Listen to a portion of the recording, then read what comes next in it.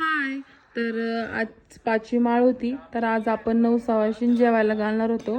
जेवायला म्हणजे आपण फराळाचंच करणार होतो त्यांना. तर चला स्वयंपाकाची सुरुवात करते. तर सर्वात आधी मी कोशिंबिरीची तयारी केली. काकडीचीच कोशिंबीर केली. काकडी किसून घेतली, दही मीठ आणि थोडीशी साखर टाकून मस्त मिक्स केलं आणि टेस्ट घेतली. छान झाली होती मस्त.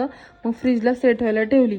त्यानंतर मग मी आपल्या भोपळ्याची तयारी केली. भोपळा म्हणजे चक्की, आमच्याकडे ह्याला चक्की बोलतात, तुमच्याकडे काय बोलतात हे मला कमेंटमध्ये नक्की सांगा. तर सर्वात आधी भोपळा चिरून घेतला, तो व्यवस्थित स्वच्छ धुतला आणि त्याच्या भाजीची तयारी केली. तर सर्वात आधी कढई ठेवली, त्याच्यामध्ये तेल टाकलं, थोडी हिरवी मिरची टाकली, परतून घेतली आणि आपला भोपळा टाकला आणि त्यात मीठ टाकलं, थोडंसं झाकून ठेवलं. पाणी सुटल्यावर मी त्याच्यामध्ये शेंगदाण्याचं कूट टाकलं, सगळं मिक्स करून त्याला शिजायला ठेवलं. ते झाल्यावर मग आपण साबुदाण्याच्या वड्याची तयारी केली. तर सर्वात आधी मी साबुदाणा घेतला, त्याच्यामध्ये उकडलेले बटाटे टाकले, शेंगदाण्याचं कूट टाकलं, हिरवी मिरची टाकली आणि आपलं मीठ टाकलं. हे सगळं मिक्स करून घेतलं पीठ आणि ह्याला मस्त सेट व्हायला ठेवलं.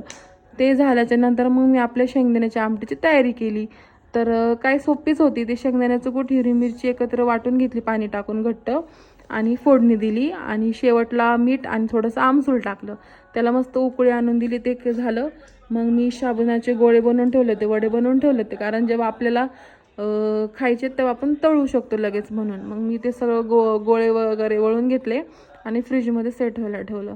हे सर्व झालं. मग आम्ही चहा घेतला, थोडं बसलो आणि मग सर्व लेट झाल्या आणि आपण आरतीला सुरुवात केली.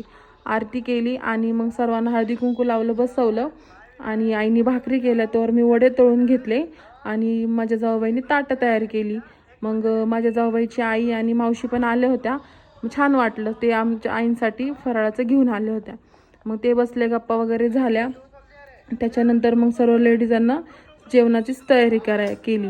मग सर्वांना पटापटा जेवण वाढलं, हळदी कुंकू लावलं, पाया पडलो आणि सुरुवात केली. हे सर्व उरकलं. मग किचनमधला राडा उरकून घेतला. एवढं काय व्हिडिओ घेता नाही आले मला, नंतर खूप थकलो होतो. आजच्यासाठी एवढंच. बाय.